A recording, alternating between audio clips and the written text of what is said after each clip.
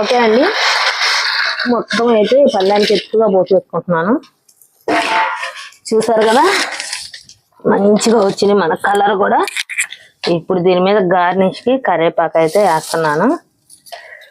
చూసారు కదా, ఇవి అయితే మురికీలు రిబ్బన్ పూస తీయపోతే ఇవి చూడండి ఇట్లా పుల్లలు పుల్లలుగా వచ్చింది.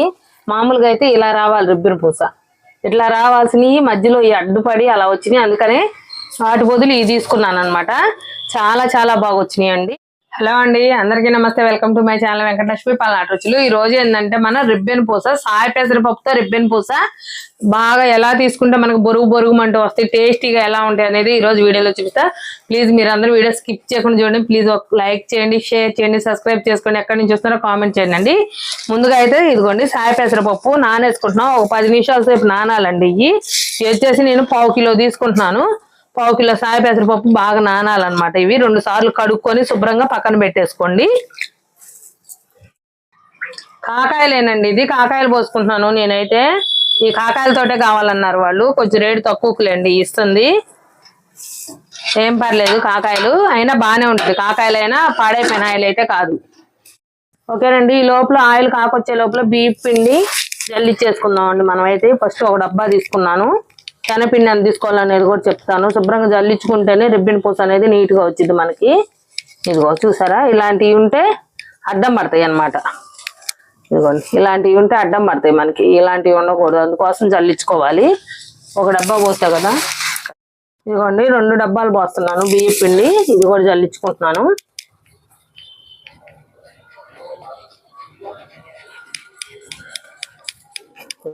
ఇదిగోండి 2 డబ్బాలన్నర తీసుకున్న బియ్యం పిండి. 2 డబ్బాలన్నర బియ్యం పిండికి శనగపిండి ఎంత వేసుకోవాలో చెప్తా ఇప్పుడు. ఇదిగోండి శనగపిండి ఒక డబ్బా వేస్తున్నాను. ఇది జల్లించుకుందాం ముందు. ఇదిగోండి ఇంకొక 1/2 డబ్బా వేస్తున్నాం. ఒక డబ్బా జల్లిచ్చేసా శనగపిండి ఫస్ట్. తర్వాత ఇప్పుడు మళ్ళీ 1/2 డబ్బా శనగపిండి వేసాం. మొత్తం 1 డబ్బాన్నర శనగపిండి, 2 డబ్బాలన్నర వచ్చేసి బియ్యం పిండి. చూసారు కదా, శుభ్రంగా జల్లిచ్చేసుకున్నాను. ఇప్పుడు ఇదైతే నేను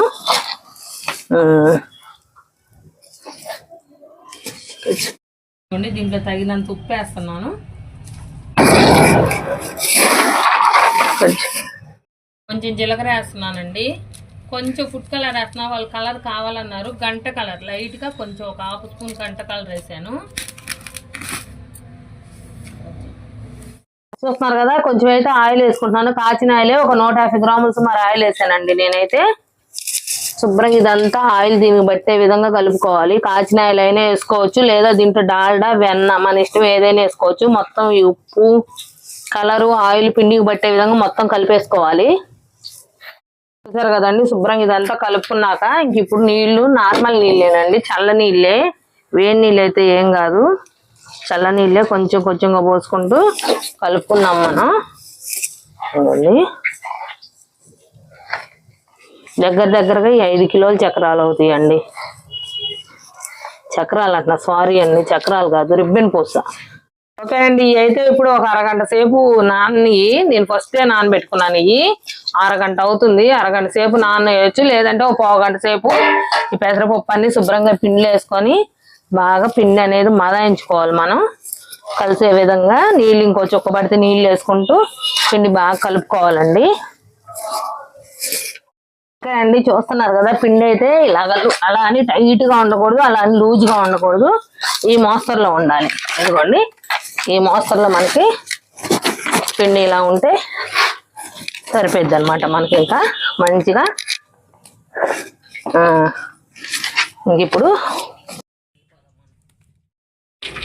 ఓకే అండి, పిండి అయితే మొత్తం గిద్ద పెట్టుకోవాలి కాబట్టి మనం ఒక పక్కకు పెట్టేసుకుందాం, ఖాళీ చేసుకుందాం పళ్ళెంలో.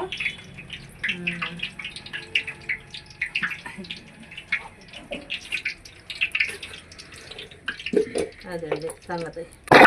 ఇది పెట్టేసి చేతి కింద ఆయిల్ రిబ్బన్ పూస బిళ్ళ వచ్చేసి ఇది ఇట్లా ఉండాలి. రిబ్బన్ పూస బిళ్ళ అనేది నేను పెద్ద గిద్ద తీసుకుంటున్నారా, చిన్న గిద్దతో అయినా తిప్పుకోవచ్చు మీరు. నేను ఇదిగోండి పెద్ద మిషన్, ఇది మిషన్ అంటాము మేము, పెద్ద గిద్ద అని కూడా అంటాము. దీన్ని పిండి పెట్టేస్తున్నాను. ఫుల్గా పెట్టేసుకోవాలి. ఒక గిద్దకు వచ్చేసి మనకు 600 700 దాకా వచ్చిందండి, కొద్దిగా అటు ఇటు. ఓకే అండి, ఇప్పుడైతే నా గిద్ద కొద్దిగా దించేసి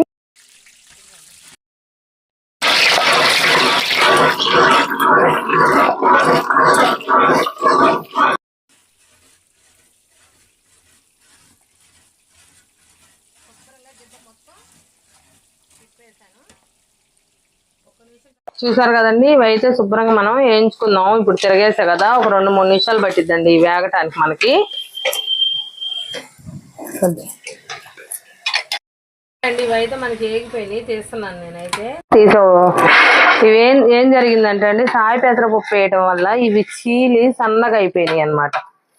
సాయి పెసరపప్పు అంతకుముందు ఒకసారి వేసి తీసాను, కానీ ఇట్లా రాలేదు. ఈసారి ఎందుకనో గిద్దలో తేడానో ఏమో తెలియట్లా, ఇట్లా సన్నగా చీలినట్టు అయిపోయినాయి.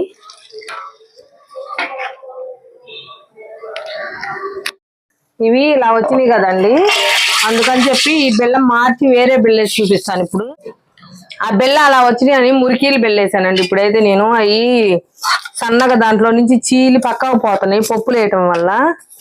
అది ఆ బెల్ల కూడా ఇంకా బాగాలేదు, అందుకని చెప్పి ఇంకా అవి మార్చి ఇప్పుడు ఇంకా వీడియో కోసం అయితే నేను మురికీలు బెల్ల అయితే వేసాను. ఇంకా మురికీలు బెల్లేసి తిప్పుతున్నాను. చూద్దాం. ఇప్పుడు ఇంతవరకు ఎప్పుడు ఇట్లా ఫ్లాప్ అవ్వలేదు, ఇప్పుడే ఫస్ట్ టైం ఇలా అవ్వటం వీడియో చేసేటప్పుడు. ఓకే అండి, అయితే మురికీలు అయితే తిప్పుదామా.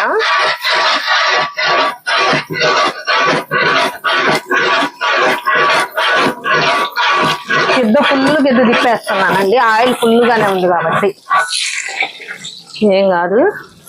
కొద్దిగా 1 నిమిషం కదిలించుకొని ఉంచుదాం వీటిని అయినా సరే. ఈ లోపల పిండి పెట్టేసుకుందాం మనమైతే. చూస్తున్నారు కదండి, ఇవైతే సగం పడే ఎగినాయి, ఇంకా కొంచెం వేగాలి మనకైతే. ఇంకొద్దిగా ఎగితే పూర్తిగా ఎగిపోతాయి అనమాట. పూర్తిగా వేయించాక చూపిస్తాను ఎలా ఉండే అనేది. వేగిపోయినాయండి మనకి, చూస్తున్నారు కదా. ఇవి నేను ఫోన్ చేసి చెప్పా వాళ్ళకి, ఇవి రిబ్బిన్ పూస కావాలన్న వాళ్ళకి. ఇలా పెసరపప్పు వేసేసరికి రిబ్బిన్ పూస రావట్లేదండి, మురికీలు వస్తున్నాయి అని అంటే, సరే పర్లేదండి మురికీలైనా పర్లేదు మాకు అని అన్నారు అనమాట. వాళ్ళకి మురికీలే చేసిస్తున్నాను. ఫోన్ చేసి మాట్లాడి బెల్లం మార్చాను అనమాట. అవి ఇట్లా వస్తున్నాయని వీడియో కాల్ చేసి చూపించాను అనమాట. ఓకే అన్నారు. ఇప్పుడు ఇది ఏగిని తీసి నేను ఒక గిన్నెలో అయితే వేస్తున్నాను.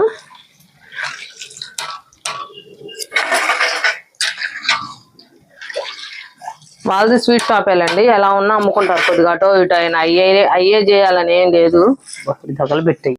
ఓకేనండి, ఫస్ట్ వాయి అయితే దీంట్లో పల్లెలో పోసేసుకున్నాను. రెండో వాయి కూడా ఏగిపోయిందండి మనకి. ఇవి కూడా వడగిన్నెలు వేస్తున్నా దేవుతున్నా, ఇంకా ఉండే తిప్పుకోవాల్సింది. ఓకే అండి, చూస్తున్నారు కదా, ఇది ఏగుతున్నాయండి. ఇంకొంచెం వేగాలి. సగం మడ ఏగితే ఇవి కూడా దేవేస్తాను. ఇంకా సగం మడ ఏగినాయి, ఇంకొంచెం ఏగితే దేవేస్తాను. ఇవి కూడా ఇవ్వండి, వచ్చినాయి. లోపల ఇవి అయితే ఇవ్వండి, ఇవైతే వేసేస్తున్నాను నేనైతే. ఓకే అండి, మొత్తం అయితే పళ్ళానికి ఎక్కువగా పోసేసుకుంటున్నాను. చూసారు కదా, మంచిగా వచ్చినాయి మన కలర్ కూడా. ఇప్పుడు దీని మీద గార్నిష్కి కరివేపాకు అయితే వేస్తున్నాను. చూసారు కదా, ఇవి అయితే మురికీలు. రిబ్బన్ పూస తీయపోతే ఇవి చూడండి ఇట్లా పుల్లలుగా వచ్చింది. మామూలుగా అయితే ఇలా రావాలి రిబ్బన్ పూస, ఇట్లా రావాల్సినవి మధ్యలో ఈ అడ్డుపడి అలా వచ్చినాయి. అందుకనే వాటి బదులు ఇవి తీసుకున్నాను అనమాట. చాలా చాలా బాగా వచ్చినాయి అండి, చాలా చాలా బాగా వచ్చినాయి. చూస్తున్నారు